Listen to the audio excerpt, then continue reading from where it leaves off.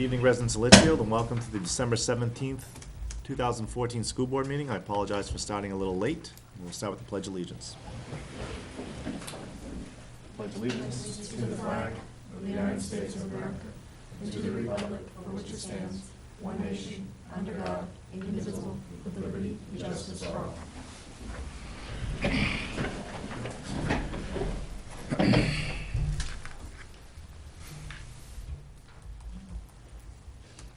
Review and revisions to the agenda.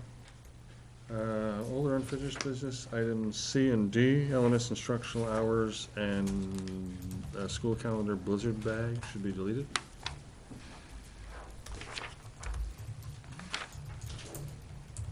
Is that everything?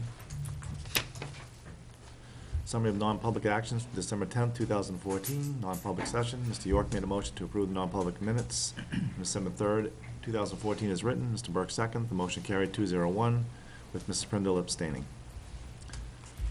Presentation and recognitions. Unfortunately, that person's not here. So we'll go on to correspondence. I have two from... We had some email. Pardon me? We had some emails. Yep.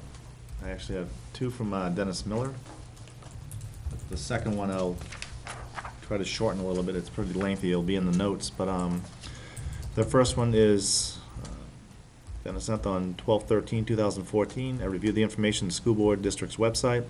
The budget approved by the school board is up over $800,000. And that is after a $500,000 reduction from paying off the CHS bond. So one could argue that the budget is really up in terms of spending on education and not debt service, more than $1,300,000 year over year. It also has a couple of websites to go into. Revenue from sources other than local property taxes forecasted at more than $937,000 lower in 2015-16.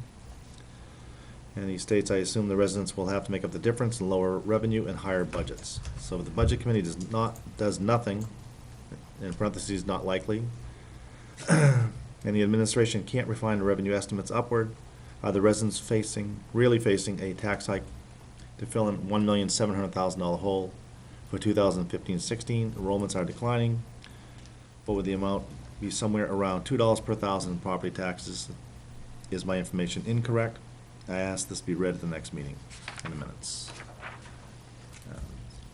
There are several things that aren't correct, but if you have been watching the budget meetings, the budget committee has already cut through about close to $700,000 off the budget. And they're not done. A second correspondent, also from Dennis Miller, in regards to policy CF, building administrators. Again, I'll try to shorten this one.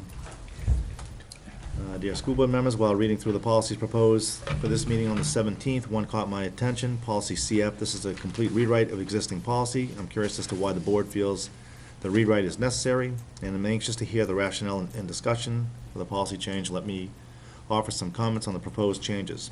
Policy CF was last amended in 2009. Have the rules, laws, or school conditions changed which require a complete rewrite of the policy? Or is it that the superintendent doesn't like the level of the control over the principals? It appears the proposed changes are near copy of the principal's job description and near copy of some facets are slightly changed.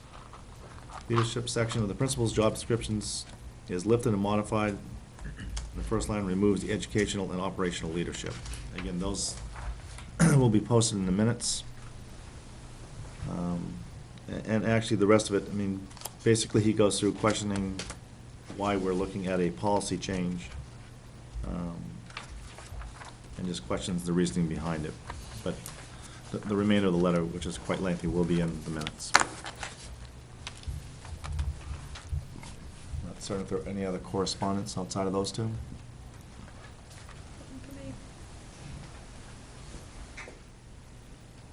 So then take us to community forum. Draft minutes, I'll make a motion to approve them. I skipped one thing, don't I, right there? I'm just getting them. I kicked off the network since you were the only ones there. Yeah. Thank you, John. I'll second. Only three of us here. I don't Yeah. I kicked off the network. Okay. Good. Yeah. Just got Conversation? All those in favor? Aye. Opposed? Abstain. 302. Community forums. Superintendent's comments. Given the hour, I think we can pass on that this evening. Should then bring us to school board comments. I just have something briefly. The concert at CHS, the Campbell High School Winter Concert, was on last, December 4th, which was like 2 weeks ago. And it was just fantastic. I went to it. I have to say, Beth Ditkoff, who is the head of the flute ensemble, was wonderful. Jill DeLoe, Phil Martin, again, magical as always. The kids were amazing. We have so many talented kids in our school, and in all of the schools really, but in this particular instance, I was watching the high school kids. And I just absolutely love seeing a stage full of kids with instruments. They're so talented, they're really wonderful, wonderful, wonderful. And I think one of the kids, Desjardins, Mr. Desjardins, who I was hoping to see here tonight, he was amazing. And all of the kids, just tremendous. I would suggest whether you have kids or not in the school system, the concerts that they put on are just wonderful. So just kudos to all of them. It really does kind of kick off the winter holiday season to go see the concerts. They were great. And last Thursday, the middle school had their concert here. And they had a very good night, a lot of choirs, a lot of bands playing, a lot of parents, pretty packed house. So they had a fine showing, and Heard some excellent comments about that as well. they will keep filling the coffers for the high school. I think the largest band actually that they have that didn't play actually is the 5th grade band. It was larger than all of the other, the 8th, 7th, or 6th grade bands, which were not small by any means. And so it'll be interesting when they have the spring concert and they try to fit the 5th graders and their parents, because there wasn't a lot of room left. So it'll be a standing room only event. But I agree with Janine. Those concerts are just awesome. According to Ms. Lake, 26% of LMS students are involved in the band, which is an all-time high for the building. And it continues an upward trend. I mean, when more than 1 in 4 kids is in band across grades 5 through 8, you're doing a lot of things well.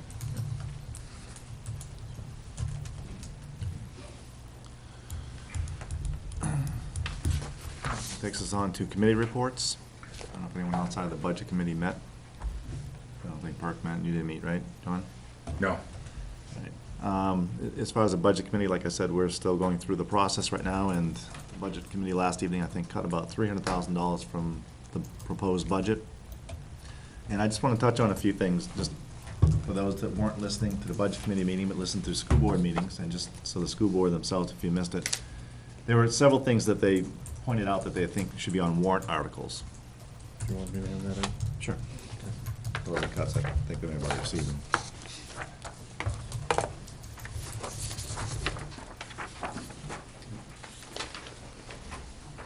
So aside from cutting the item, they suggested that they be on warrant articles. The first, once again, is a leased item.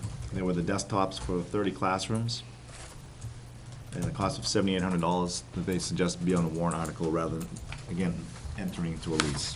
As we all know how the budget committee feels about leases. So what's the cost for the lease?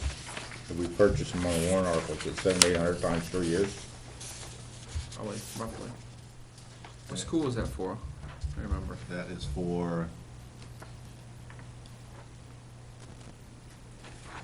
LMS? Second page, LMS teacher desktops. So is it 780, 3 years? Was it a 3-year lease? Do you guys remember? I think it said how many years on the.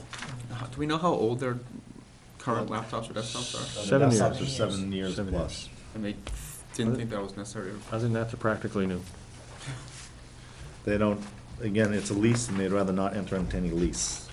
It's not a lease, though, it's a finance plan. Yeah. Amazingly short-sighted. We could have a warrant article, or we could just motion to add it back at town meeting. I think if you add I it would back, do add it, you add it back at town meeting, might as well add it back to buy them all at the full price. At whatever it is, $24,000, $25,000, and just get it done. Not to speak for Kyle, but I think the other benefit to that is that you can turn your, you know, the technology of these computers, as we all know, you can turn those over then after every 3 years versus having them Right. until you can't literally use them any longer, which is The probably benefits what's of lease, happening. you mean, or the benefits of buying them all at once? Doing the lease. Lease. It allows you to have the plan, as we all know, there's an IT plan that does turn these computers over, so it gives the ability to, instead of buying them outright, keep them for 7 years. And the next one that came up was GMS, the playground parking lot, which several members of the budget committee had viewed and agree that it is in dire need of repair or replacement. But again, it's an item that they took out of the budget, left $1 in, and said it should be a warrant article. So whatever happened to supporting things like technology plan, capital improvement plan? Like, we can't put I don't understand the budget committee's rationale. The Right, rationale we is. put plans in place so that rationale- we have these things Well, the outlined, rationale is and that then we just. they don't want to be the one saying, yeah, we need it done, let it go out to the public. They don't want to make that decision. I can buy the parking lot, I can't buy the technology. I mean, we're tasked with running our schools. The teachers' laptops are 7 years old. I mean, it's part of doing business, it's a requirement.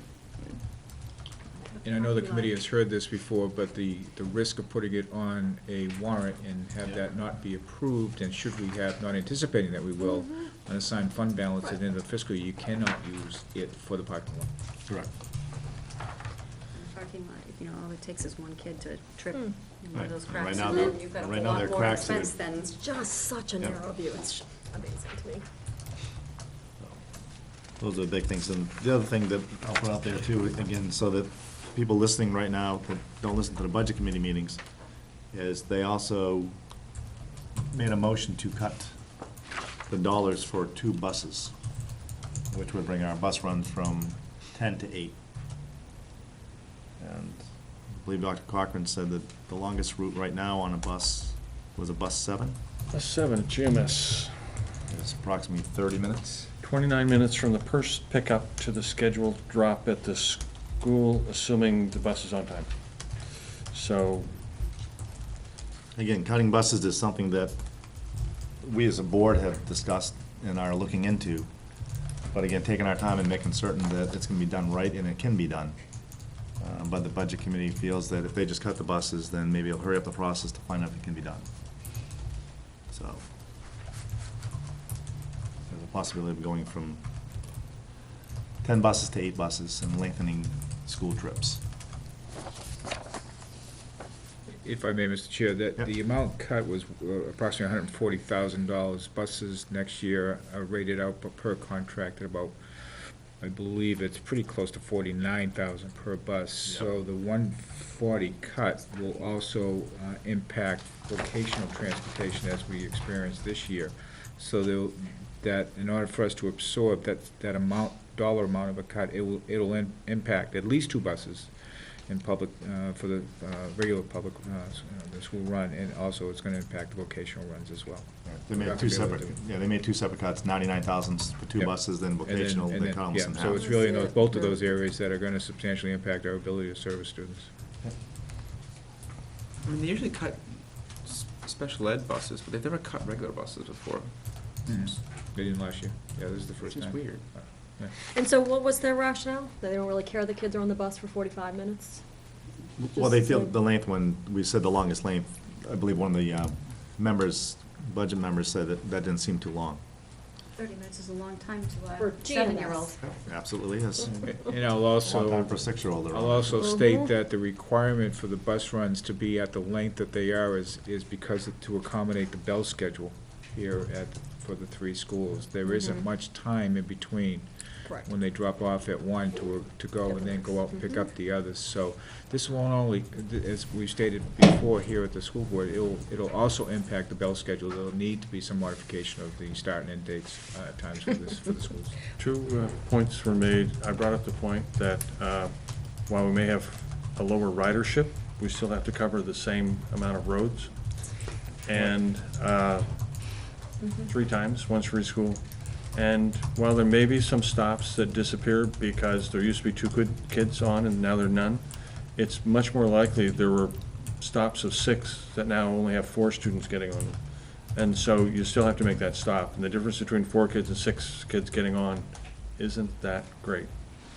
So we really don't know what the extension of the ridership will be. Some of the buses, the longest one that I was able to find in my quick survey was 29 now, which would mean that hopefully we wouldn't be going that much longer, but we'll, Mr. Marquis has contacted First Student about doing an analysis and using their software package. For us to purchase it, Mr. Marquis, you said would have been about $6,000 to run the analysis, and they've offered to try and assist us with that at no cost. We just have to do it on their timelines. We are doing it on their timelines, and I have an email out as of this morning to get an update as to where they're at with that.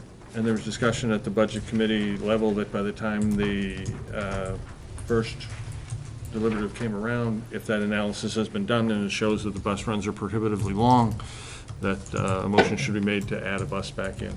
Yeah, you won't see it come from I them. was just gonna say, I'm sure the budget committee's ready to stand up and make that motion. Yeah, I think they promised Just that saying. before. Not, you might, more. 2 other items of, that they put out there. The first is the phone system at GMS. We have 2 phone systems right now, or basically 3 phone systems about the same age and that are failing. GMS and LMS, I believe, are the 2 schools of great concern. And rather than burning the taxpayers with all 3 of them, we're trying to do one at a time. And if a second happens to fail, then we could utilize the fund balance. They suggest we use the fund balance on the first one and just kind of like keep your fingers crossed that the second one doesn't fail at the same time. What fund balance? The $50,000 fund balance. That's not what that's for. That's for emergencies that are unbudgeted. Right. That's We're right, trying to not a budget plan them. to spend it. And that was brought up. Again, having a technology plan, you have to invest in this, it's just shocking to me. Yeah. Yeah. And the other is, So did they remove those amounts? no, they just suggested.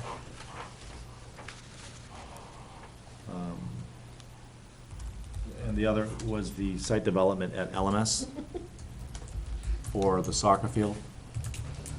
This is one that they started asking questions because everyone had missed it when they went line for line last week. And I told them the need for the field down there so that, number one, the savings of busing children from LMS to CHS to play games. The fact that there are times, and we also bus them to Darrow, there are also times when those children from LMS walk up here. So, for the safety reason, the cost savings from buses, looking into hopefully getting some grass down and have a field down there, they felt we should use impact fees for it.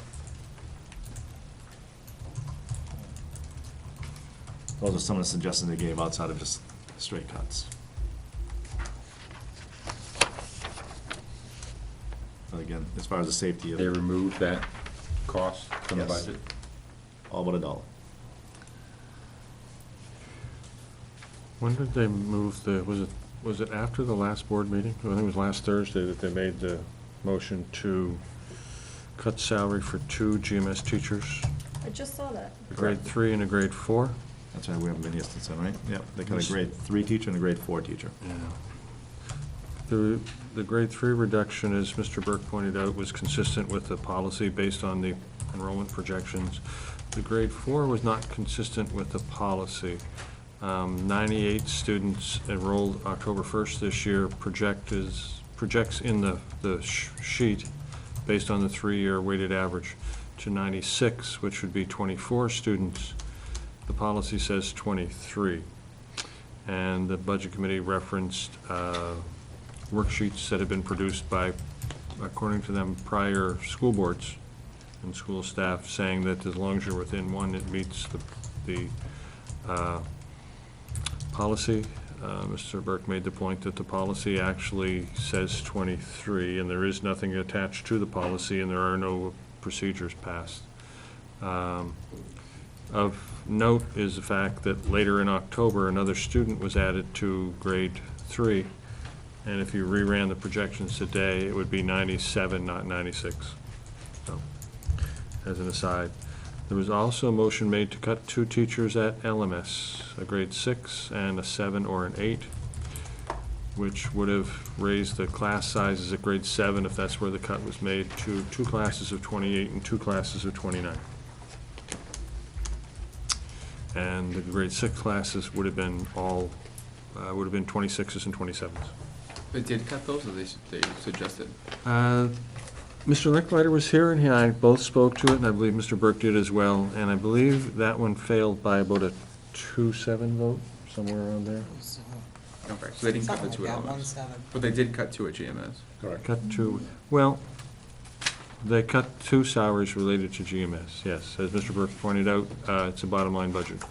Yeah, and we can see one being, in grade 3, that made sense. I'm surprised we missed it, actually, but grade 4. And I told them that they're correct in grade 3, should have been Yeah. 1 less, but grade 4 is not according to our policy, but they referenced a worksheet. I think I mentioned this last week. They mentioned a worksheet that was passed along. But again, the worksheet is not part of the policy. Yeah. The policy states page 1 of 1. It's a 1-page policy. And we don't go by policy by notes that we're taking and then submit it afterwards. What's the $22,000 that they cut for GMS salary tutors? That was the additional position, the one position of Part-time any math. substance from this year's proposal, the halftime additional math tutor at GMS.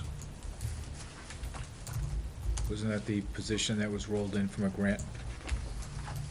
No, this was an additional capacity, because right now we're primarily servicing with Title I money. So this would allow us to get remediation, math remediation to more kids sooner. We added that. We added it and they cut it back. Sorry, the board added it.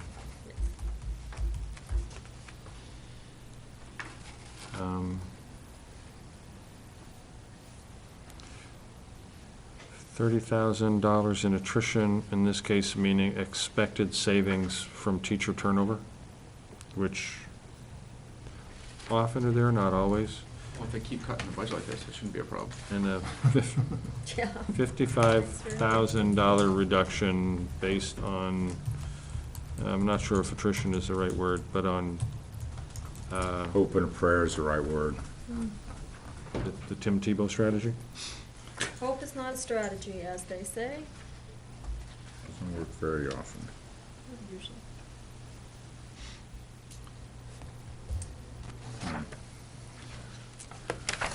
Fine, you'll need to spend some time in deciding how you would like to tackle February 7th, whether it's part of our slides or recommendations to the citizens to add certain things back in your presentation. I'm sure some of those cuts could rally people into the audience. I mean, we probably need Well, to, think about I mean, the transportation ones are just flat wrong.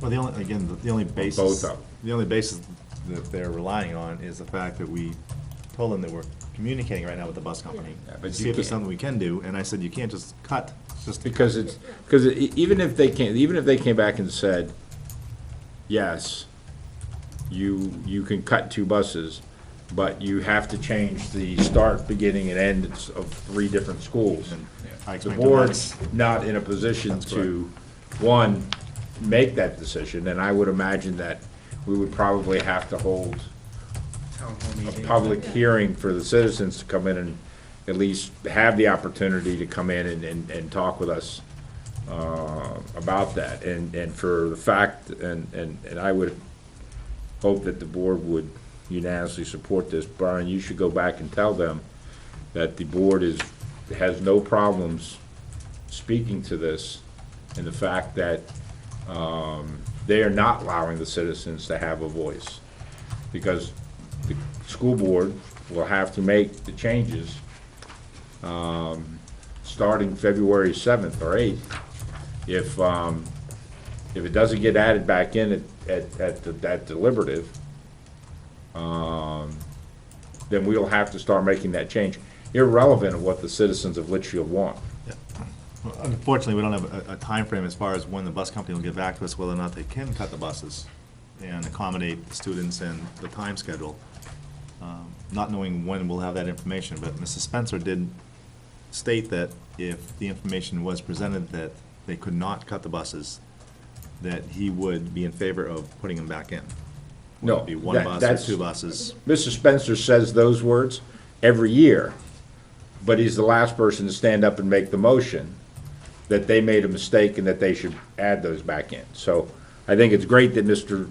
Spencer likes to make the cuts, but and make those comments, but he's the last person to follow through on, one, making the change, and then supporting those changes.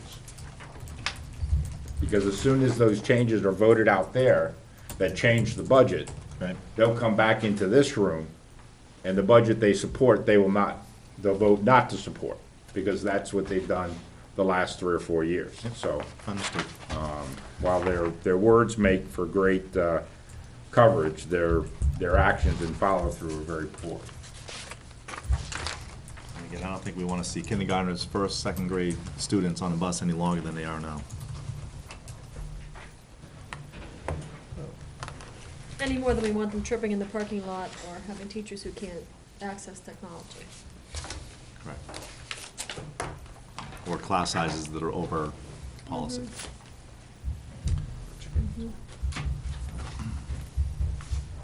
Those are some of the highlights of Sound more like lowlights to Or me. lowlights, yeah. the budget committee meetings. With that, it'll bring us to the technology report.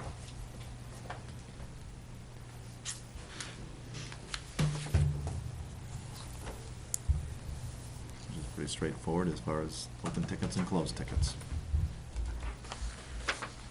So, I'll just make a comment. I think must be the first time I've seen this in the short time I've been here. It's not, can we have any information on what they are? So, number of tickets doesn't really say much.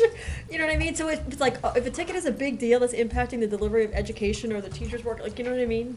I think something else would be I'm helpful. not sure what to say I think about something else would number also of be, tickets. something else would be also helpful is how long they've been How open. concerned should we be? Yeah, age, like, right, it just, A day, a month? severity, age, what it's impacting. We've asked for that. I'm sorry. Maybe we'll get that. There's Starting next another year. piece to that I look for Just- as well, I'm not just to sure add how that full number of to the tickets is. committee is cost associated with closing out the ticket. And that's part of the utilization of school due, which is Yep. Yep. not only from IT's perspective, but from building maintenance and grounds, is to make certain that the costs associated with that ticket and the ability to close it out, assuming that it was repaired, so we can track costs and the impact of those things that are being done on the budget, so. I think we That would be can good. ask and get a little bit more detail going forward. Be helpful. We can do that.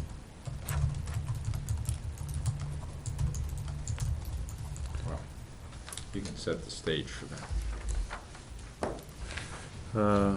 Want a brief update on today's interviews? Yep. We had a district-wide committee, including teachers, one of whom is with us this evening, who sat in on IT director interviews.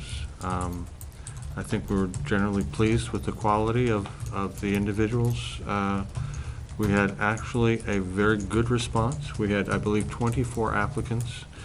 Created our screening grid that we started with the job description and then looking at critical aspects of especially the network administration portion, and set up interviews with 4 candidates today.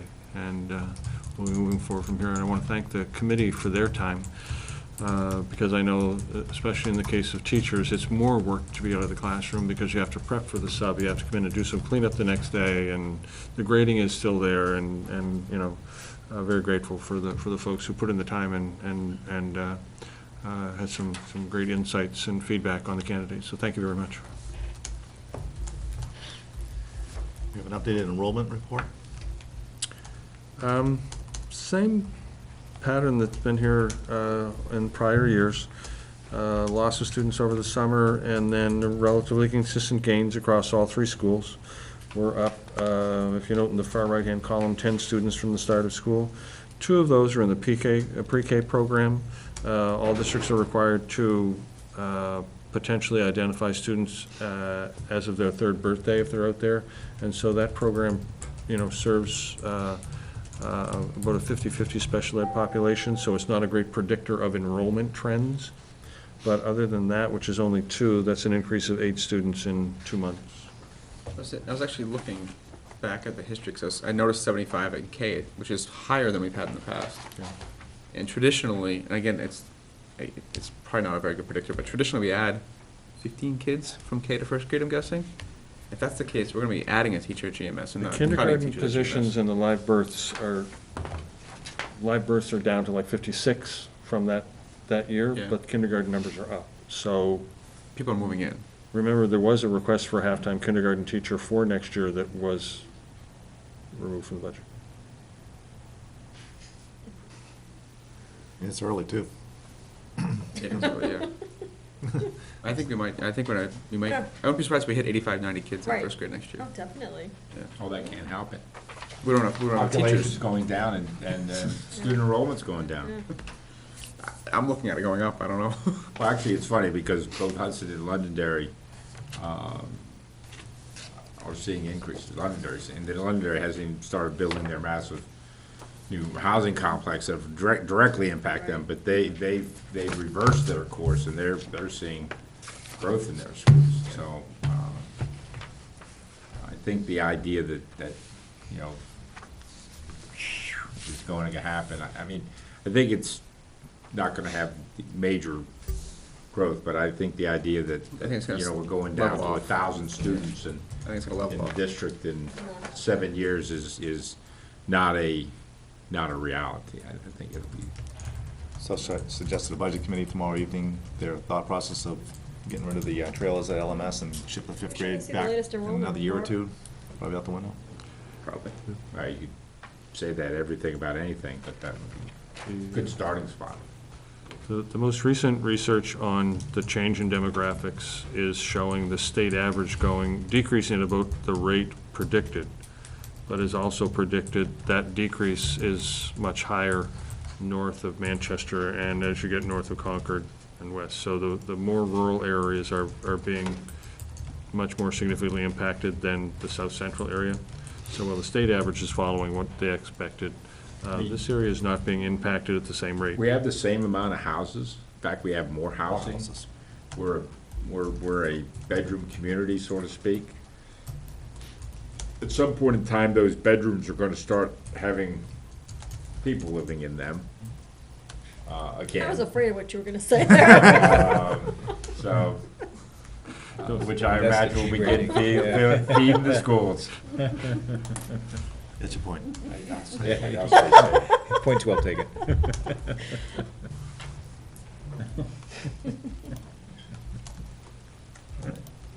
So moving on to older unfinished business. Voting warrant, draft 2. Apparently it needs to be edited quite a bit. I do Gonna be have added some and adding. information, Mr. Chair, for the committee. We did put in a draft, on the draft warrant, warrant article number 3, which was to take the security that we completed, the issues that we completed this year with the proximity access and some of the other things to its next level, which by objective, we were looking to make a change in the exterior video cameras, the lighting around the buildings, LMS and GMS exterior intruder alarms such as we have here at the high school, and also to change the buzz-in. It's officially known as the A-phone, video auditor monitor.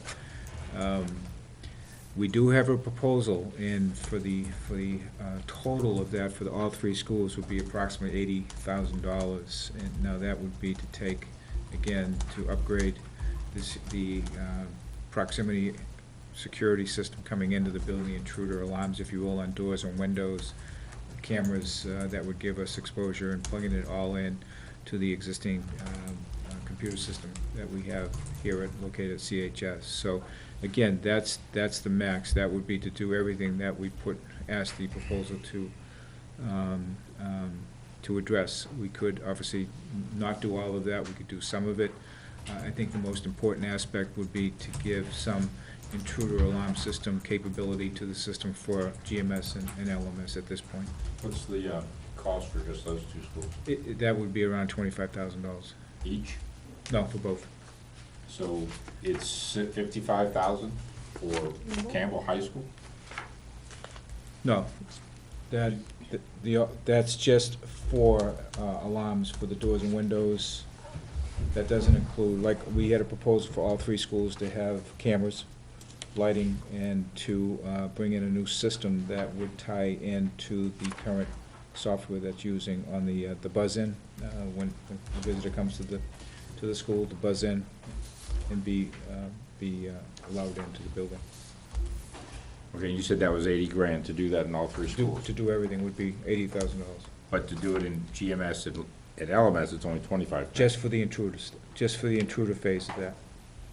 So how much of that 80 grand would be to do everything? What is, of that 80 grand, how much of it is it to do everything at GMS or everything at LMS and or anything at Campbell High School? Is it broken down by schools? 23,000. GMS, LMS, CHS.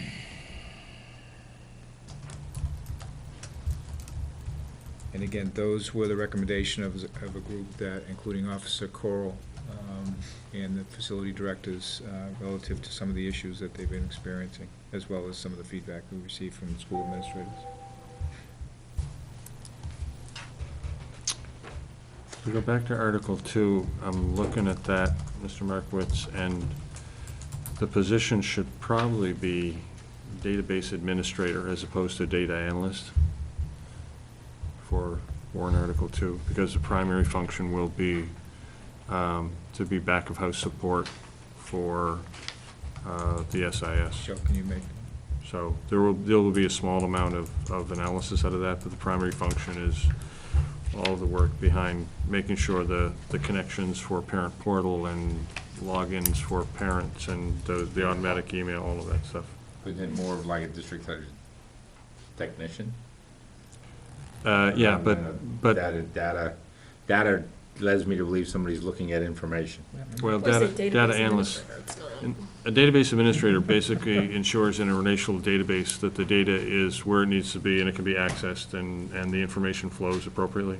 Yeah, but you just said that their job would be making sure the equipment's running correctly and that. That's part of it as well. So it's, Yeah. is it more technical It is. and less, I mean, so is this a DBA person? is a technical Yeah, it's more position. software administration versus like hardware administration. Right. Making sure the databases are up and running. So the, running, Indexed all the you know, time for performance. performance all is- that So kind it's who's fine. managing the hardware? well, our job description for the IT director position really is a network administrator on the technical side. And then the second position will be For us non-technical people, does that mean that they're managing the hardware of the school? hardware and servers, yes. And this position is to manage the More of the software. more the software and the computers in the rooms? Or is that being I managed? think there'll be more software, support, yeah. but Just software support? Thanks. So Seems if someone's having a problem getting into, logging in from the communication room on a Wednesday night, this would be the person that would solve that problem? I'm not sure we'd have anybody on a Wednesday night. That has that problem? Just saying. But we do Not that have, that we would do occur. have stipended positions at each of the schools who look after logins and resetting and stuff like that. So it's one of the stipended positions in Article 4 of the contract, and we revised those job descriptions this past summer, if you recall. So you probably want the person to get the stipend at the high school. I'm gonna call them. Yeah. Yeah. They're here until 2:30.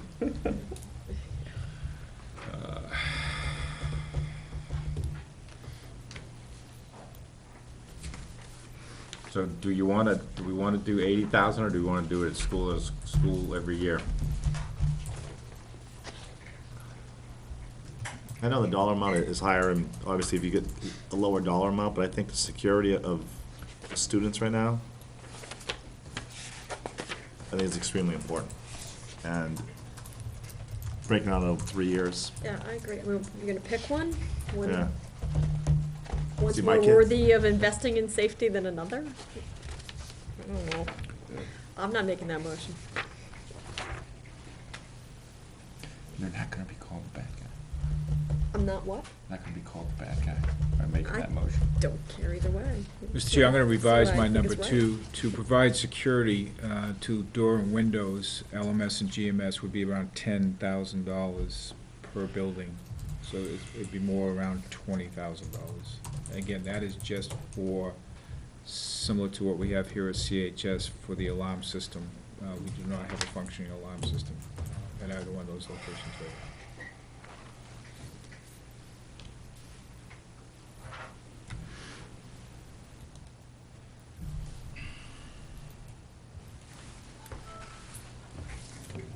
I'll make a motion to make it the $80,000. That's for 3? Yeah. I'll second. Further discussion? All those in favor? Aye. Aye. Opposed? Abstain. So do we want to, add the parking lot to the warrant articles? I don't know how we want to do it. I mean, it seems like we're gonna have a running list of things that at the end, we're gonna have to decide which, you can't have 20 warrant articles. I Yeah. mean, that's not gonna be Yeah, productive. we're not the town. The town. Yeah. We're gonna be called the town pretty soon at this rate. We need this, we need that. I mean, I guess, we can do it either way, but we're gonna have more, I guess the right? question We get to is pick. how do we wanna go about this? Do we wanna Right. try to fix it on February 7th? Or do we wanna try to fix it in March with the new board, once we find out what the budget is and figure out where we can allocate the money and stuff like that? Well, I think we need to see where this ends up and then have some discussion around what we think the priority is to take to the voters as a warrant article versus trying to get moved from the floor. I'd be fine putting the parking lot on a warrant article. I mean, it's not an emergency. I mean, we can function another year without the parking lot being paved. I mean, it's got the ups and downs and stuff, but I mean, it was sealed 2 or 3 years ago. I mean, it's not in terrible shape. As it is, the kids aren't allowed to like run on it anyway. I don't think they can even skip these days. So With anti-skipping rules now, you can't play dodgeball, you can't play tag, you can't play football, you can't do anything. Man, this is a tough district to be a kid And hula in. hoops will probably outlawed soon. Don't be a kid. So it's pretty hard to get hurt these days. Nerf balls only. You know those 4 square balls? They're all Nerf balls now.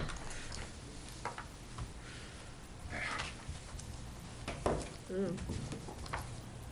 Thing is, I think it's something that needs to get done, and it's just, the likelihood that the warrant doesn't pass. Then we're stuck with it for another year, yeah.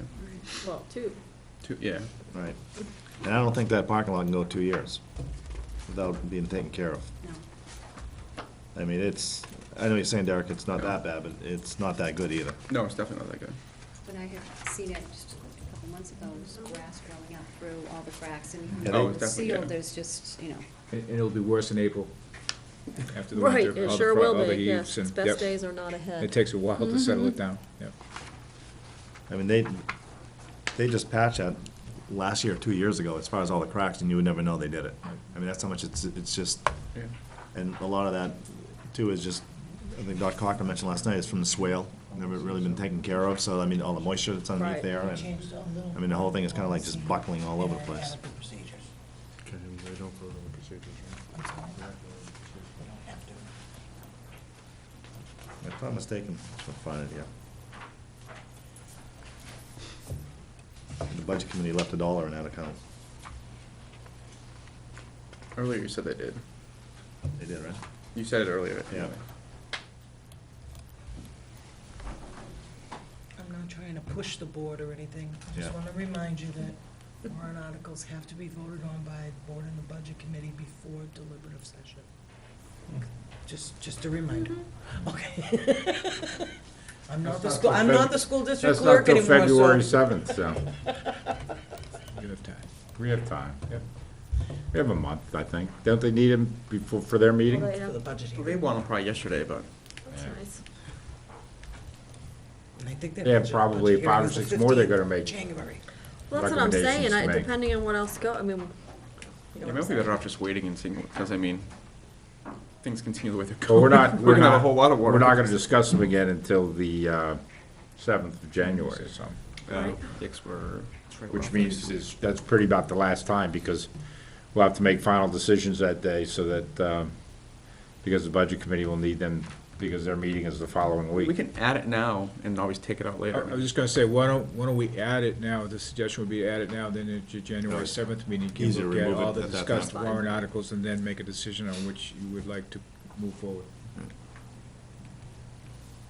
And I guess the question also then goes with, do we, I hate to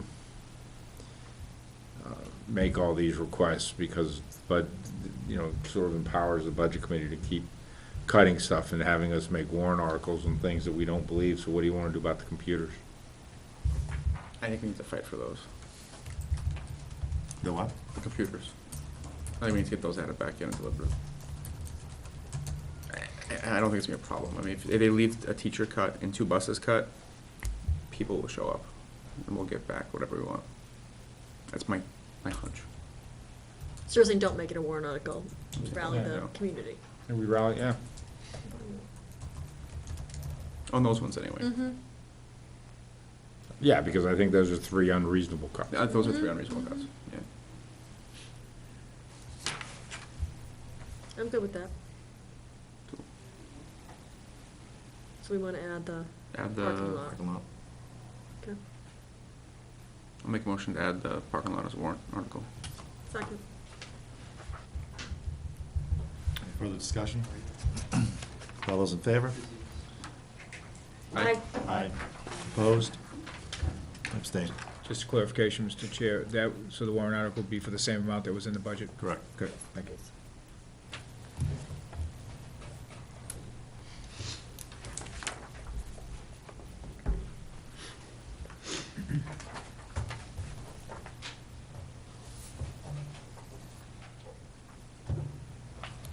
Okay, we on number 4 now? What's that? Are we on number 4?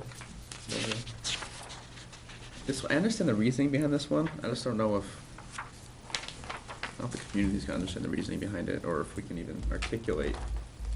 I mean, I don't know, how do you feel? Can we articulate the? I agree. I think this is, Well, because ask me it's to so explain it. difficult. It was so difficult for us initially to even put a number onto it. Yeah. And I think what we're hearing each and every day that goes by, changes that are forthcoming, and I think the risk, if that were not on that to the district, is minimal, if not even existing. I would take this Yeah. off, I wouldn't Yeah. go, sorry, I accidentally Yeah. closed, I'm like, what's for? I It's would- not discrediting I the wouldn't go original. there. Yeah, it's not, I think Holly did a great job putting together what potentially could be the risk, but it's so ever-changing and fluid Yeah. that, I think it's gonna take I at try least to another sell year other for it things to over that. kind of work itself through. And I think there are bigger battles we want to fight Yeah, anyway. that- totally, I do too. I wouldn't go there. So, we need a motion, and we're just gonna have to pull it. Second. All those in favor? Aye. Opposed?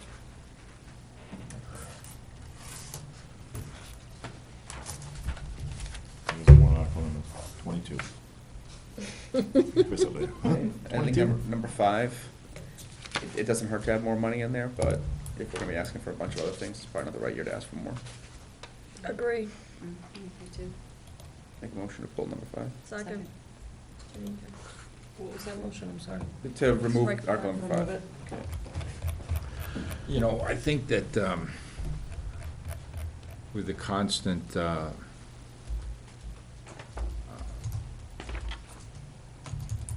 ever-changing target of trying to maintain our buildings and the inconsistent message we keep getting from the Budget Committee, that I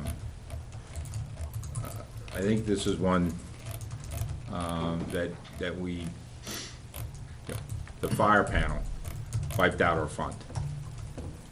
You know, and we got to a point where we had to get it fixed, or we couldn't use LMS.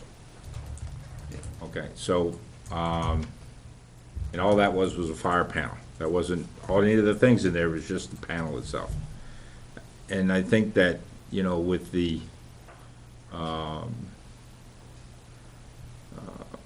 constant, inability to get a plan in place on the schools of what type of maintenance plan we need to be on, and what is the life expectancy of anything in the school as appears to building and grounds and maintenance of our building and our assets.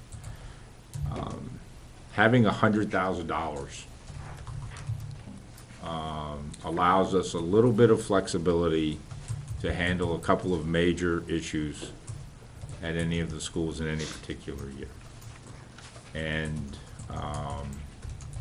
so I would not remove this one, and I know there are other things that we're going to have on there, but, But you would ask for this plus the 50 for the parking lot?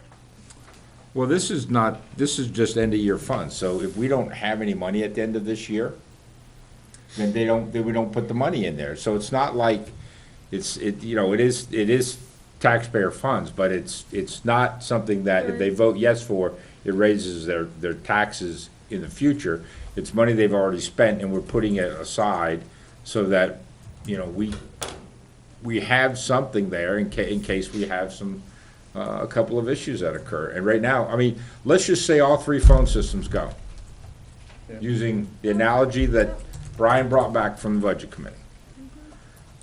$90,000. We only have 50. So we're not even prepared, and we've had problems with all 3 phone systems in all 3 schools this year. Okay? So, we believe they need to be fixed. We don't know if they're gonna be there, if the money's gonna be there, when the Budget Committee gets done what they're doing. And I think that, you know, those are simple things, you know? Yeah, the You know, we're not even talking about keeping the school heated or things like that. So I think this is the wrong one to remove. John, I agree with you. Yeah. Excuse me, I'll use a term that the Budget Committee uses all the time, and that's transparency. So, like Mary, you're just talking about, you know, we're gonna put the parking lot in there and then add this one also. I think we're better off asking for this, and if the funds aren't there, it doesn't go in. Well, the parking lot, we could just not put the parking lot in there, and if the funds are there at the end of the year, let's just go with the parking lot. But this way, it allows the public to decide, hey, sure, for the parking lot, and the other monies, they're not gonna be spent unless there's an emergency. And to the point we made earlier, leave them in now, we can take them up before Yeah, February no, 7th still. I'm down with that. Me too. I'll rescind my motion. Second that. To rescind yours too, I think. A quick question about though, we're not actually raising and appropriating 50, we might be appropriating 50,000, but we're not No, we're raising it. raising. Is that language correct? Honestly, I haven't looked at the specific language, I think. I think it's usually different when we're just using end-of-year fund balances. Yeah, you wouldn't be raising, Up to you are appropriate. appropriating, yeah. Okay. We'll clean that up. Okay. Yep. Okay, number 6, I guess I would consider pulling, because we already have $100,000 in there, right? Now, like 105, 106. Mhm. And I don't think we've never had to, lately, we haven't had to go near it. We've had, I could be wrong, but we've had excess special ed money the last couple of years. Is that fair to say? That is fair. Yeah. So I think this one's probably not as necessary as the other ones.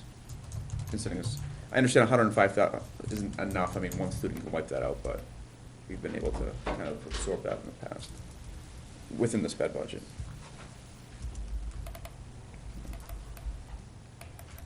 And this is also another one that's gonna be appropriated, not raised, right? Yeah, this would be appropriate nowadays. How does that work if they say they were both there and they passed? Is it in the order? Goes in You pull order. the 50,000, then you Right. pull the 100,000? So, say they're both 50 and the unassigned fund balance is 58. The first warrant article will be fully funded at the 50 level, and then the second warrant article up to the 8. Yeah. And actually, again, yeah. they have to be used for that specific purpose as well, so it's not like you can then say, okay, Right. we're gonna Oh, throw well, they 25 and combined, yeah. 25, it has to stay that way in appropriation. So, And just to contradict myself, Leave it for now. having a bigger balance there allows us to kind of budget a little tighter when it comes to special ed, so I can see both sides of it. Won't make any motion for now. Well, the other concerning fact is the budget committee has not gone through sped yet. Good call. They'll be making those cuts tomorrow, so after they make those Definitely cuts, that. you may want to look at, like. You're assuming they're gonna make appropriating cuts? these funds. Yeah, I am. That I am.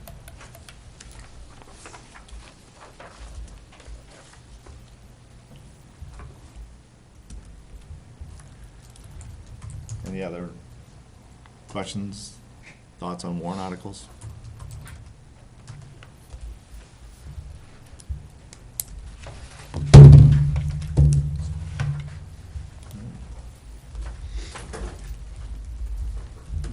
So that will bring us to the default budget draft.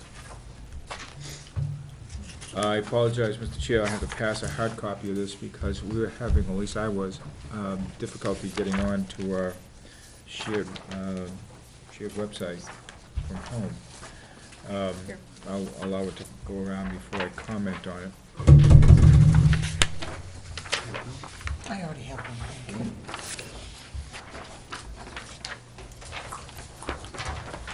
There were two areas, two lines that the board specifically asked to take a look at, and I'll start with the backside because that's the easiest of the two.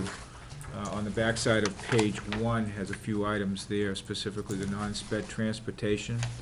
The board had requested that for current year appropriation, we put in the amount that is needed, not necessarily budgeted, because again, it did impact on a 15% increase from the new contract with first student, as well as a substantial increase of approximately $45,000 to vocational transportation. So the current year appropriation for the non-special ed transportation was changed, and as you can see, the default increase would be, again, contractually to the $26,616, or a 4% increase, which the first student contract does increase each year after year 1 by 5%. So that is in line with contractual obligation of the first student contract at current level of service.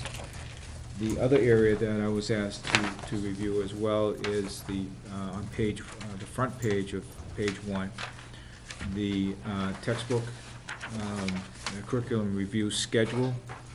And again, the adjustment was made to current fiscal year for the cycle requirement as Dr. Heon had put forth.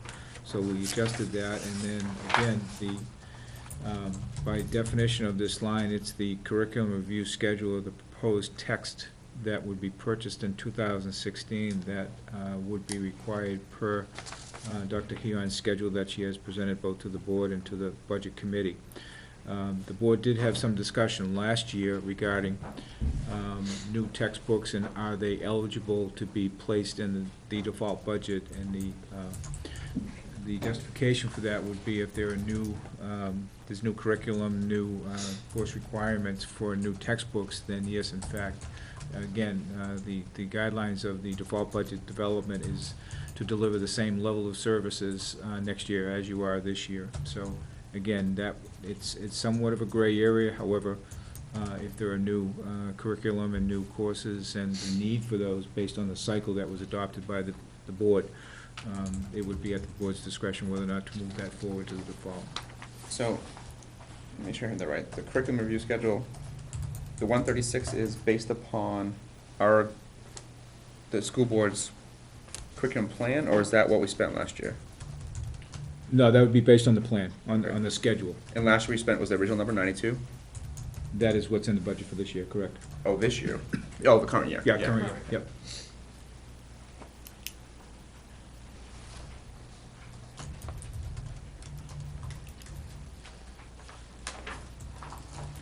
And again, the bottom line, the total default budget was adjusted for the general fund, or the Fund 10 of $20,007,903, and adding the default for the food service and for the grants would make the total operating budget for the district of $21,170,065.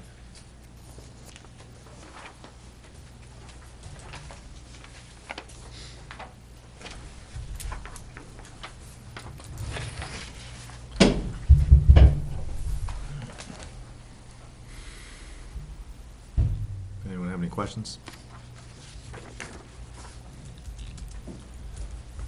Alright. Then bring us up to LMS instructional hours proposal. That with that, and the Blizzard bag, the next item. Yep. So that would jump us to the Director of Special Education, Director of Special Services, job description. And based on discussion last time, the changes to be considered are the addition of the behavioral specialist to the supervision, allocates and manages paraprofessional placements, and a little bit more specificity around the 504 and homeless responsibilities. So coordinate and/or act as a liaison for, and the specification that ensures compliance with applicable laws and SAU 27 policies and procedures, which is standard language that basically says we need to follow the rules. And this is the person who's responsible for making sure that we do. Now, we had said that the director of special ed, they are in charge of making recommendations on the placements at each school. Are they solely in charge of allocating and managing, or are they working? They They're work, working in a they team work with the administrators. It comes down to making decisions about when students and paras move from one grade to another or one building to another. You know, when is in the best interest of the child to have the para go with them.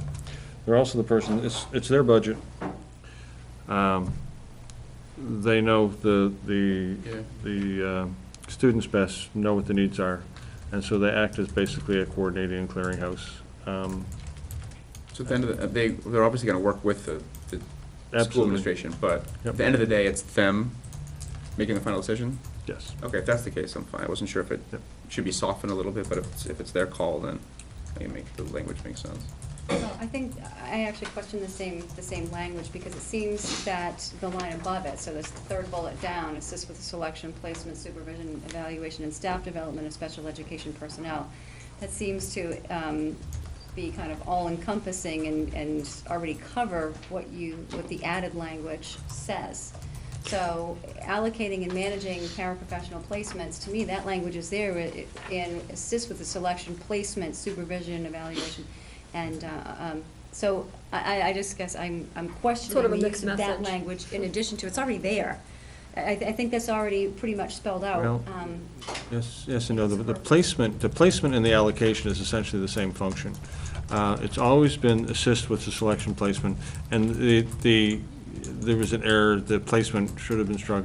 It comes down to, in the final analysis, we have had situations where we literally have principals fighting over paraprofessionals. And we had this summer several situations where paraprofessionals had applied to openings at both schools, or multiple schools. And then you get disagreement about who interviewed first and so on, and it becomes an HR nightmare to try and decide, who has the ability to hire. Is it who gets there first, or is it what's in the best interest of the students? So, Or in the cases of, as I said, students who transfer from one school to another, someone needs to make a decision about what's in the best interest of the student. so why don't we change the third bullet to say assist with selection, evaluation, and staff development of special education personnel, and remove placement and supervision, because they're really not Yep, that makes sense. supervising, because No, in they- our They principals, assist with that, yep, they're principals supervisor. yes. Or with whatever school that person is, there's a supervisor in that school, not the director of special services. So I think that is, and the placement, I agree with Janine, it allocates managed paraprofessional. Placements gives them basically the opportunity to say, this person is better skills, better fit, what is necessary at GMS or LMS or CHS, and that eliminates somebody we're just looking for a job, so they applied for 2 or 3 openings, and now all of a sudden they're wanted in 2 or 3 locations.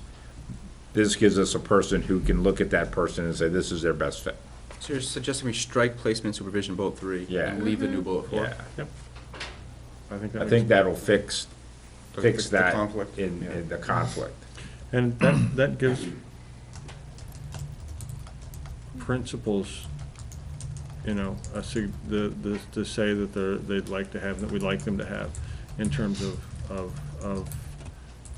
hiring in the vast majority of situations, other than that small amount where it's a conflicted situation. So I'm very supportive of that. So if we strike placement and supervision. So on the next one below that, Mhm. it says collaborate with Litchfield School District building. So they're collaborating with the building. Well, building and SAU administrators.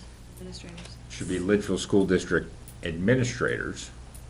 Well, building and SAU administrators, so They're a building building administrator, administrators and SAU principal. administrators.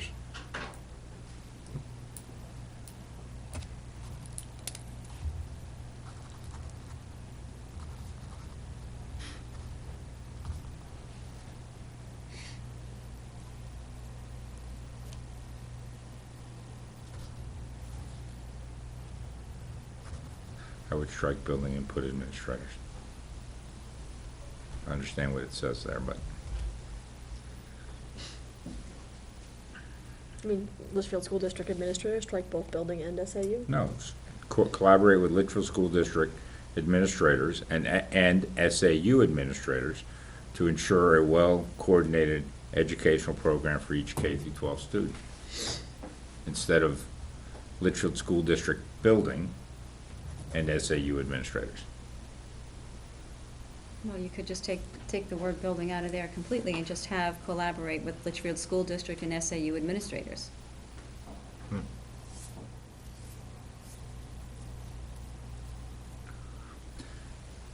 But they need to collaborate with somebody. They can't just collaborate with the Litchfield School District. I know, but it's administrators, to me, it's the Litchfield School District and SAU administrators. It's the same issue with building. I think it depends on Well, how that's you what I read said. it. Switch it, It depends how make you it- read it. That should be absolutely clear. So what you're saying is if you put administrators in, there's no question No involved, so questions. that everybody reading it will Everybody read it knows the what we same talk way. about.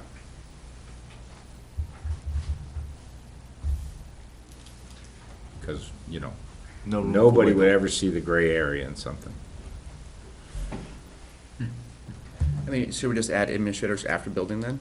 That way it's collaborate with Litchfield School District building administrators and SU administrators. That way it's clear that's the building level administration and the district level administration. That, There's no harm in doing that. No. And the two changes down at the bottom simply articulate more clearly the function. That the person who's responsible for compliance is, Why? The what, it's the what. and that's consistent with the job description.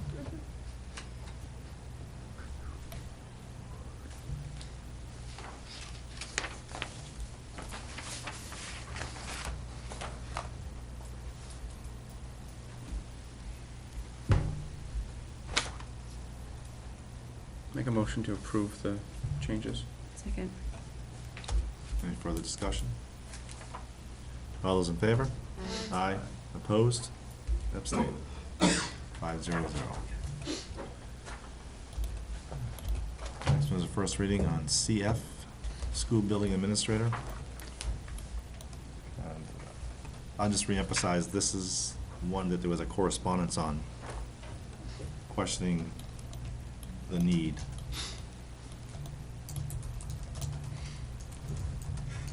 For those at home that are following. The original policy, the policy approved in 2009, was a relatively brief interpretation and summary of New Hampshire Code of Administrative Rules, Section 301.04, substantive duties of school principals. It was approved in 2006, and sometimes in policy, you have to write a one-page policy to summarize a 10-page document. In this case, the requirements of the Code of Administrative Rules are really pretty straightforward. I don't think we need a policy to interpret them. So this is directly from the Code of Administrative Rules. Which one is this reading one or the original one? The old one was an interpretation of these, which, and much abbreviated. I think if you if you're gonna reference a document that's relatively short in a policy, sometimes it's just better to get the clarity of the original document that you're citing. I think this does that very well. That's the new one? Yeah, so this is the new, the proposed policy, but the proposed policy is verbatim from the Code of Administrative Rules, Section 30401. I guess my question is, why do we need a policy and a job description? The same thing. I mean, I don't know if this is one that's required by law or not. and we have a job, we have a job description for principal. I guess that Yep. is the formal school board. Yeah. And this aligns very well with that. Do we have a policy that says, see job description? I mean, the principal job description should basically be a derivative of this, I guess because that's my these are the feeling, yeah. statutes. So the old policy was a derivative of this, then we're aligning a derivative of this with the job description. It just seems just when- easier to either just paste the job description in here or reference it, and that way we don't have two different things and have to worry about them being in conflict and, oh, we changed the job description, now we have to go change the policy. It's like, Yep. can we just have one?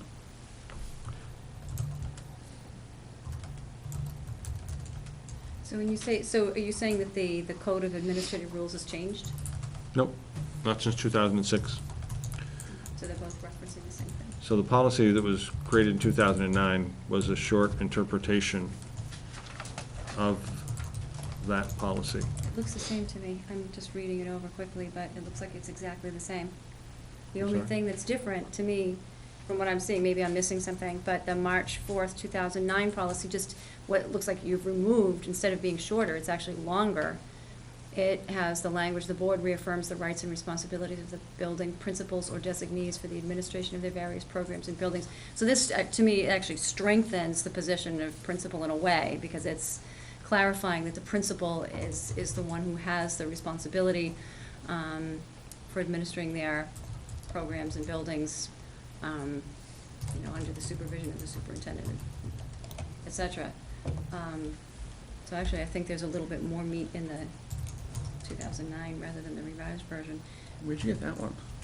The one I'm looking on in our policy is, it's only this piece. Really? Yeah. That's a good Let's just question. go I look actually for had that. this, I had it in my folder from December 3rd, and we're Yeah, gonna see? go over it This on is the the one. 10th. This is the one I pulled up from. Right, this okay. site, That's So- all it is. So this must be, I see what you're saying. So in other words, it's striking out that and adding this. Okay, I thought this was all together, I apologize. Oh, okay. I thought that That's was what all you're one thing, and you were You're just seeing the- you're removing seeing track that changes. language. Right. Gotcha. Okay. Okay. Never mind. I actually like it both together.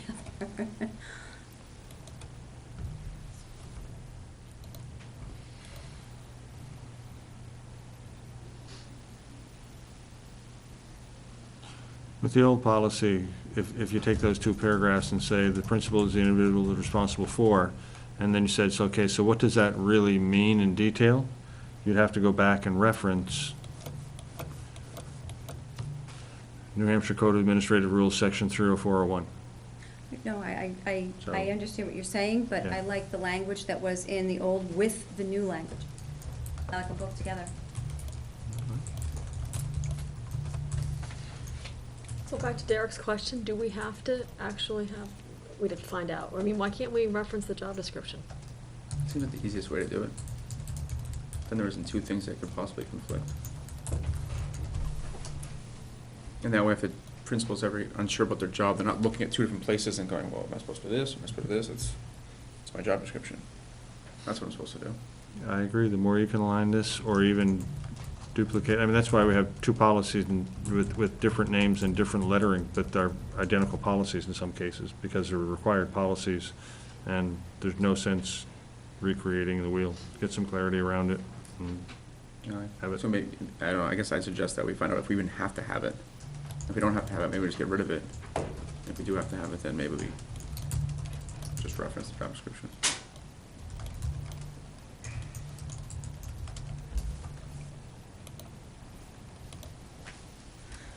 Well, the one thing that I think I like about the old language added to the new language proposed is that I would imagine that there may be times, and I would think there would be extreme circumstances in which a principal has to make decisions that, or do something that may not be in their job description.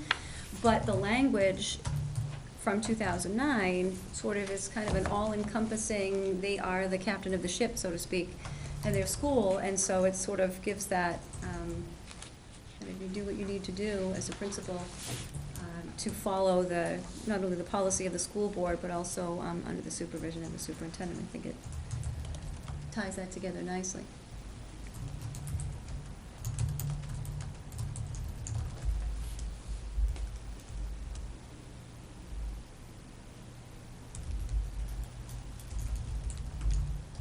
So, the CF policy that we have, there's 2 paragraphs that we presently have. That's basically a previous board's interpretation of the policy that we have right now, that's CF, is that correct? And the And issue. what we've done now is we've gone into 304.1, and we've taken that and made that the policy CF, is that basically what we're doing? The major piece that we were trying to clarify was actually that last sentence in the second paragraph. All personnel shall work through and under the direction of the principal in performance.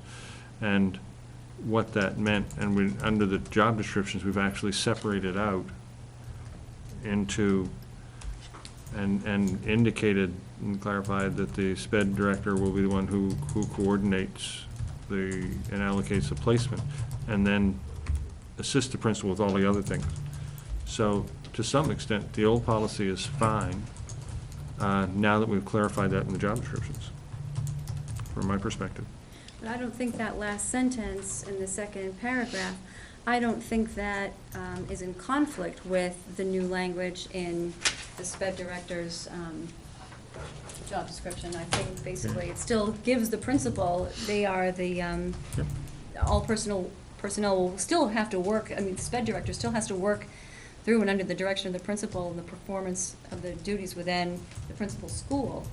But, but part of that SPED director's responsibilities is also allocating and managing the paraprofessional placements. That doesn't conflict with that language, I don't think. No, I agree. That's what I just said.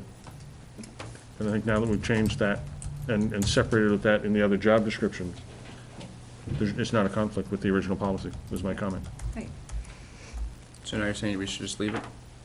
I'm fine if you want to go back to the original version now that we've clarified the others in the job description. I guess I'm fine with that. I don't see the need to have the new language where, if we've got a job description that covers everything, This is fine for me, because just. it's almost like a vision, Exactly, and the job description clarifies the vision. exactly, I agree. As long as the job description fits in with the code of administrative rules.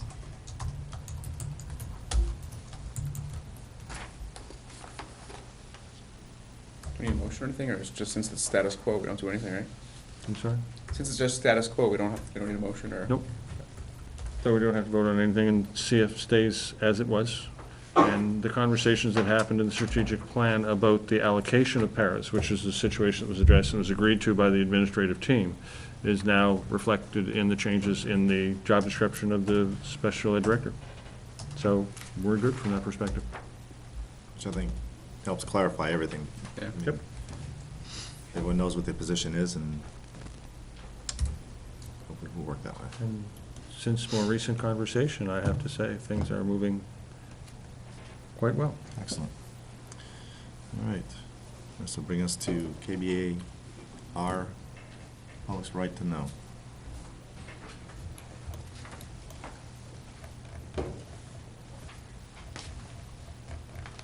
We're just adding the bottom part?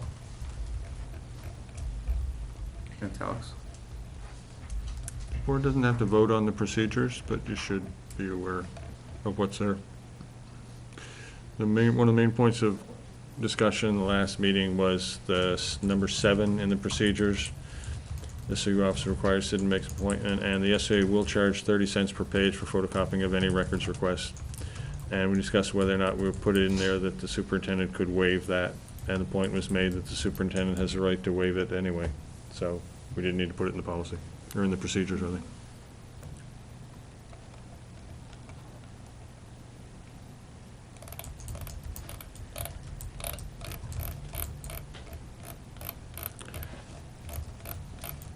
So Michelle, in terms of the policy, which the board must vote on, what were the substantive changes? Just the last two paragraphs. Okay, in bold. So this would be first read, I think that's a substantive enough. This would be, if the board votes to approve this as a first reading, we'll wait until January 7th and approve it as a final approval.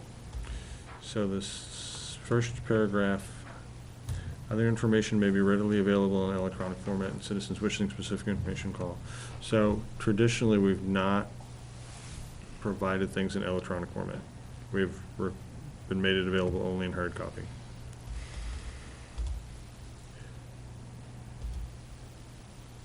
But I guess the question becomes, does that mean that they write, do we make it available in electronic copy, or do we give them a copy of? Because I think that was the question before. If you remember, Mr. Leva really felt that making it available in electronic format when possible was a truer interpretation of the intent of the law than requiring that an electronic document be printed off and then charging for printing.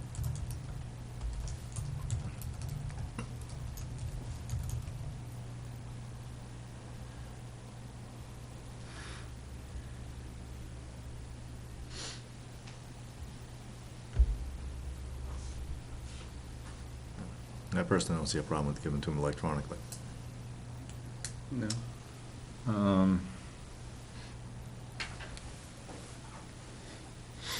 Our attorneys would tell us not to, because they did. Remember the reason for it, or is it not? Today's world of changing documents and stuff. Would you like me to send it to Gordon for his feedback and then put it back in the agenda once we've heard from Gordon? I think that's would. fine. I mean, Just you get know, if it's, you know, this is the dilemma you run into. I mean, you know, the only, you know, most of these things have been very easy to deal with. Yeah. It was when we killed almost 30,000 sheets of paper for a witch hunt, Yeah.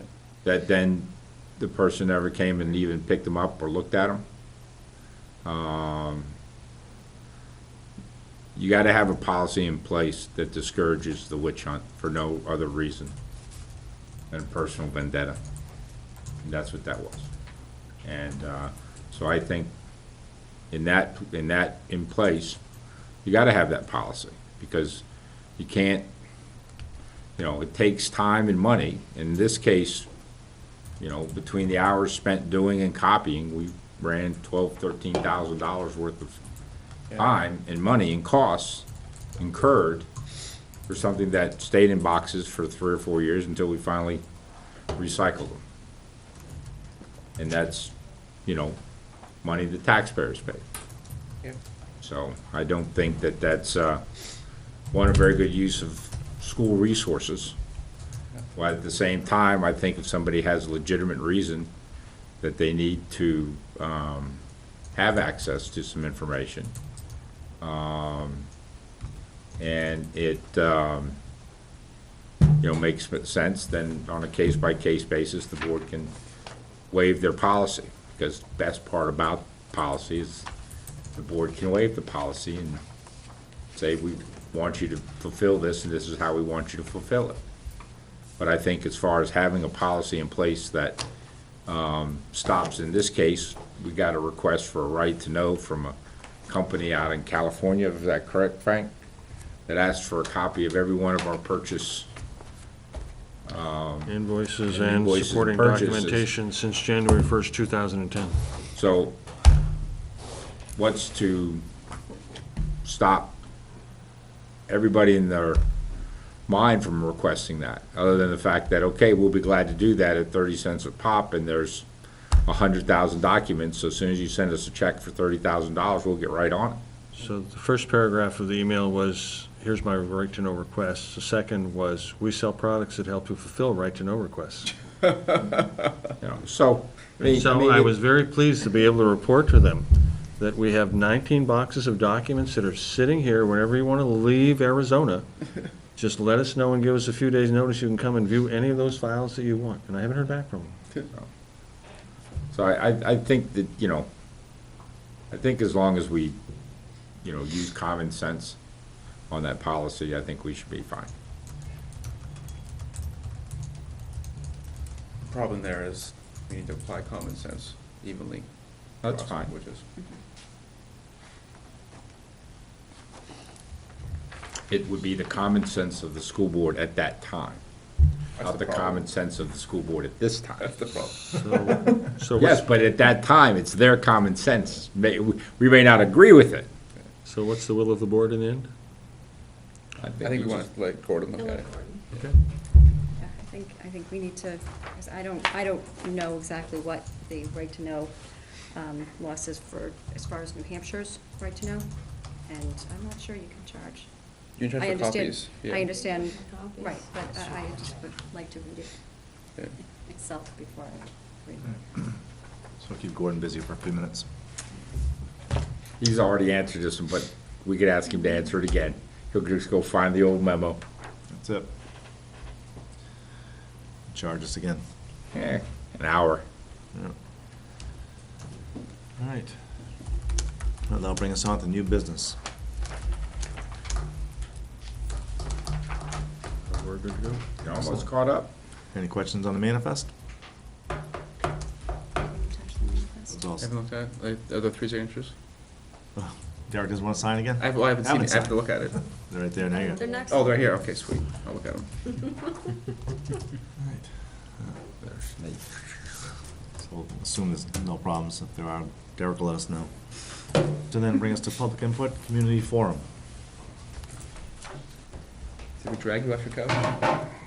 Don't be too tough on him. He had a root, Yes. a tooth drill today. I will be Chris Pascucci, 12th Colonial. I'll be speaking a little slower and more deliberate. I'm in the process of working off of Novocaine and the throbbing pain that's coming on.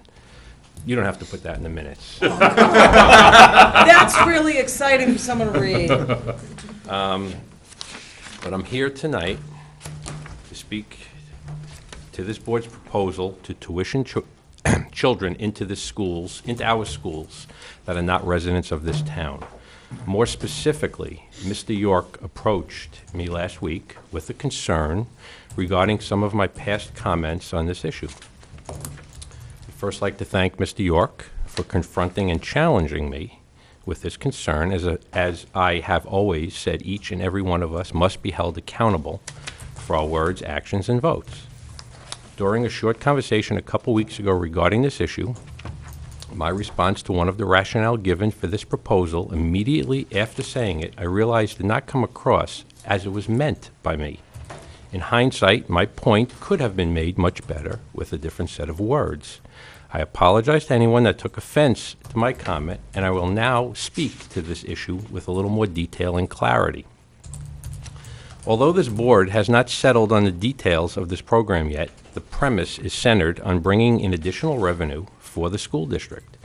That was the same premise with your proposal about a year or so ago to invite the children from Hooksett, New Hampshire to tuition into our high school. And I was here speaking to that issue at that time also. It's about revenue. It's about money.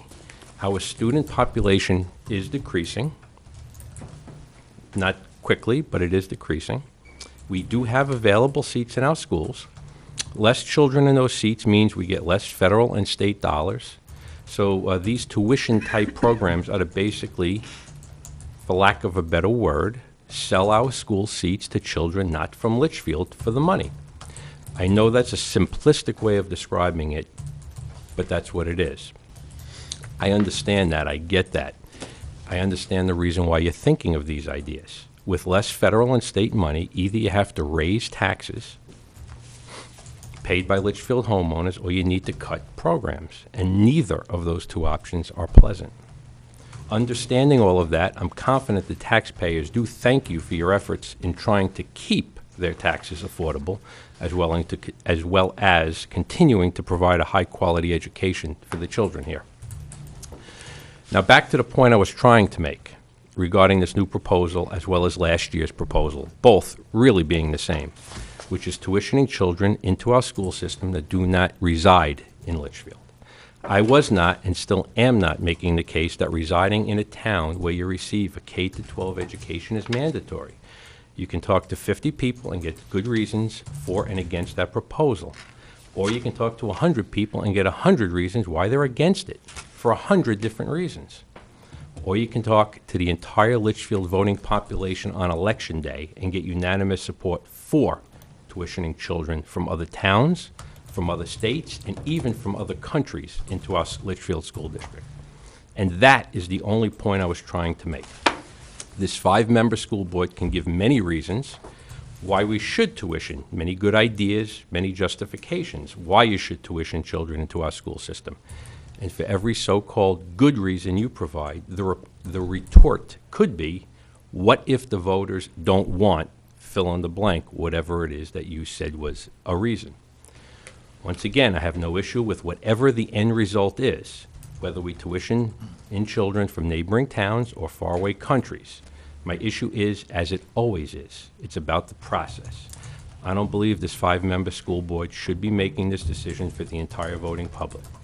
I'm not saying it's a big deal. I'm not saying this is good or bad policy. All I'm saying is these proposed policies are very different from the way we have always done things. We have never, other than rare circumstances, a teacher wanted to have their child tuition in or other situations. We've never done it like this. A change such as this, once again, I believe you should invite the community and seek their support.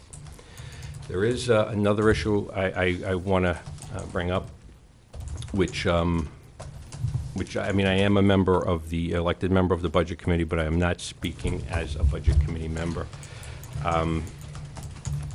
I think anybody watching the budget meetings,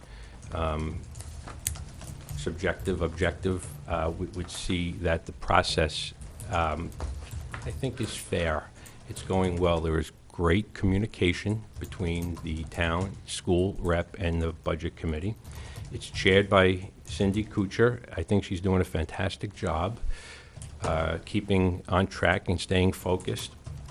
The community is asking some very good questions, and we are getting answers.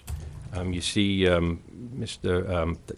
Cochran, you brought it up. Mr. Lecklider was there and for 2 meetings, and he provided valuable input and follow-up questions and rationale. And that's important because I think, again, the Budget Committee has been very fair, and they're taking a lot into consideration when making their decision. I actually, a few weeks ago, spoke to the Board of Selectmen about the same issue that, you know, when one sits in these meetings, whether the Board of Selectmen or the school board, you would get a totally different representation of what's going on in the Budget Committee meetings. You know, it seems like the accusations sometimes made are that the Budget Committee and their members, or the Budget Committee as a whole and the members, are being less than pure with their motives. And I would invite everybody that's watching now to watch the Budget Committee meetings and watch these school board meetings, and then try and, you know, match the two and reconcile them both. You know, to give one example, and I watch also a replay of the Budget Committee meeting. For example, Mrs. Prindle, the Budget Committee does not care if kids, I mean, they do care if the kids fall or trip in the playground. You know, you made that comment. So I think for accuracy, when one watches it, the Budget Committee, although they did remove the money to redo the playground blacktop, every member there said they would support it in a warrant and actively sell it, because they do believe, they all admitted it does need replacement, and the cracks are beyond repair, and it is a high priority. So the accusation could be made that the Budget Committee doesn't care about the kids because they took it out, but getting back to what I said, there could be a retort to everything. The retort could be that maybe you could say this committee doesn't care about the children because if it's in the budget and the budget is too high, it will fail, and that won't get done anyway. So I need you all to please look at both sides.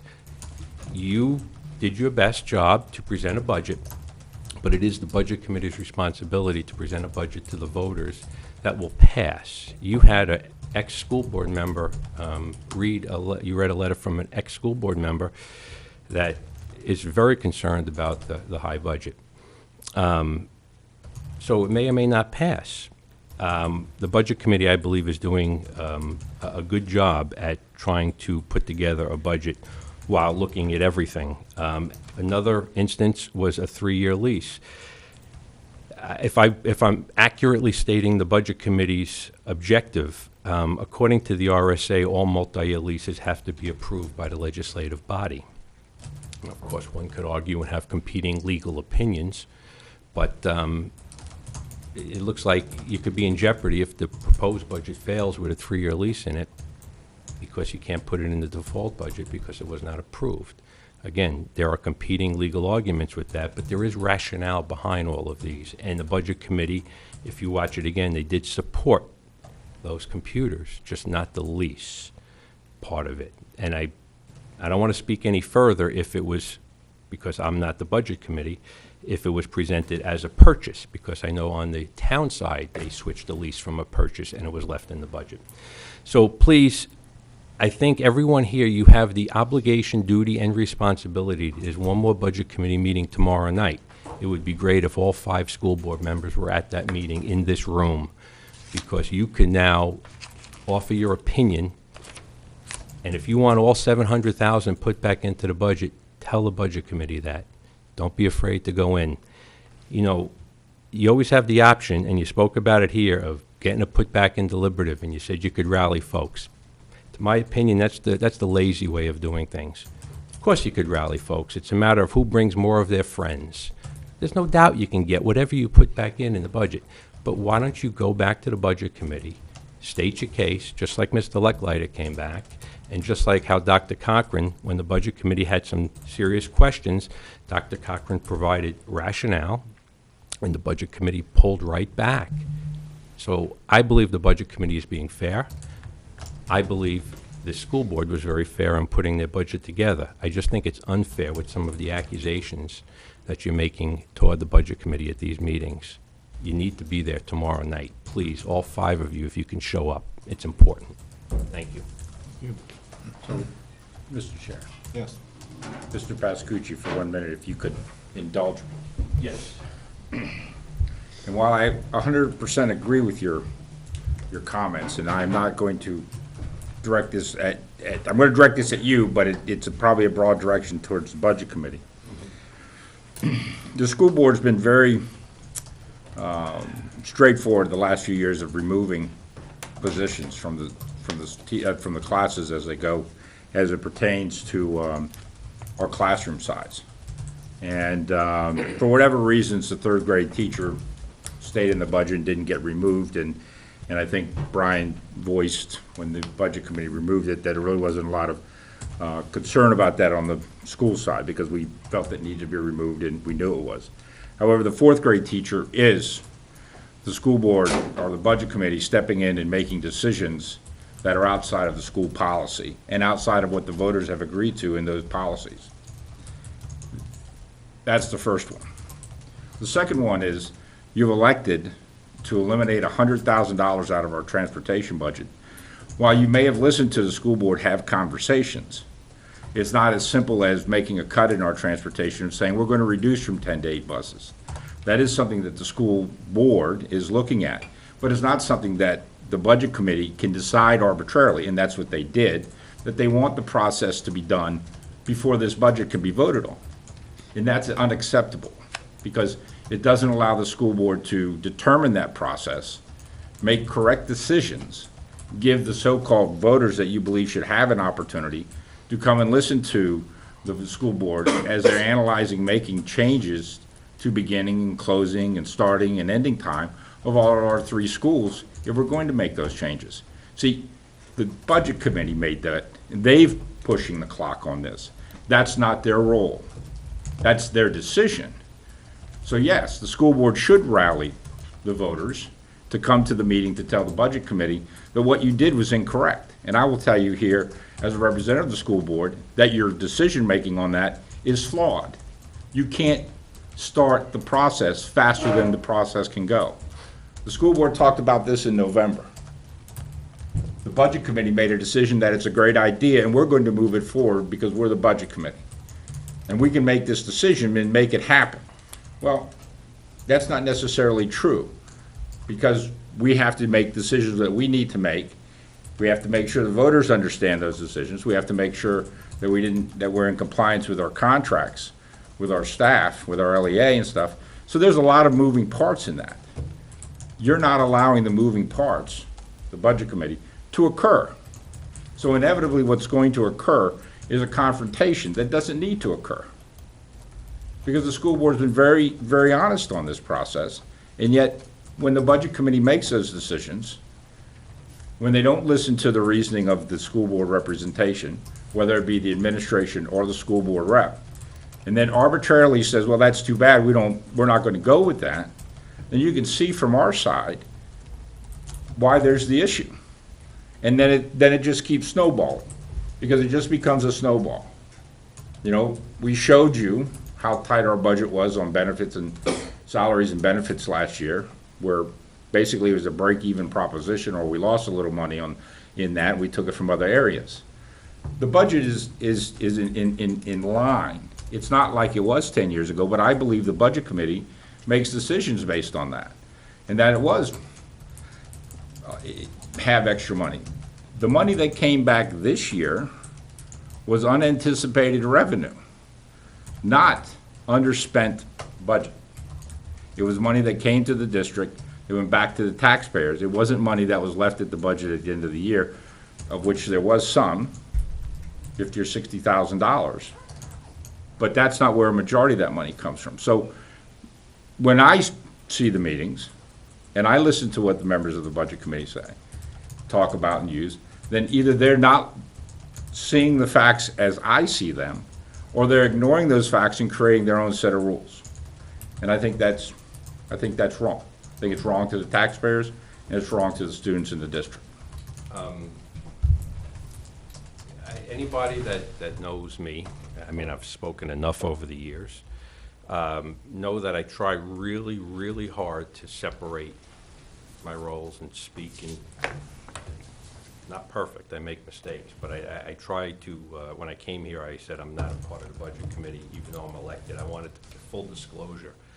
When I spoke about the budget committee, I tried to speak as an observer, even though I'm still a member, but I tried to keep that role separate.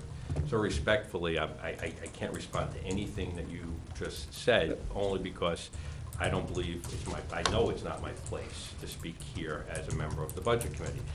However, as a resident of this town and a taxpayer, I like to see the boards work together. I do believe we are working, the boards, the budget committee, school board and board of selectmen are working better and better every year, but there's always room for improvement, again, from observing. So again, I think it's great that the 5 of you, if you have plans, try and rearrange them. This is important. The 5 of you, please show up 7 o'clock tomorrow night. You don't even have to stay for the whole meeting. Get over there. I mean, the board's been living through it. Those meetings are painfully long. That's how many questions we ask. And how much discussion we have. So please show up tomorrow night and bring it. I would be more than happy to speak to everything you just said as a member of the budget committee tomorrow night, including responding to Mrs. Prindle's concerns and anyone else in this room. I would love that opportunity. I don't believe your only choice is a confrontation at the, I'm talking now as a resident, at the deliberative. Those deliberatives are painful sometimes to see what goes on. Again, it goes back to the schoolyard thing. I'll bring more of my friends, and if I got more, I'll beat up your friends. That's what it turns out to be. You'll always win that. That's fine, but are you really winning anything? That is my concern. If you want the money back in, you don't have to make the case to the budget committee through the voters at deliberative. Show up tomorrow night, show up at public hearing. Those are the places to do it. agreed, legally, you could put all the money you want back in at deliberative. I personally think that's the wrong way to go. You got two other opportunities to do it, and I am also mentioning it to everybody else in this town that's watching now. Those are the better ways to do it. All ways are legal and right, but the better ways are at the budget meetings and at public hearing. Thank you. Thank you. Is there any other public input? If not, then we'll move it to non-public. Do we have anything for non-public? I believe so, do you? I make a motion to approve the minutes from non-public. Second. Aye. Aye. Abstain. Motion to adjourn. Second. All in favor, say aye. Aye. He's taking over. He wasn't going fast enough. Yeah, done. John, how unlike you. Really?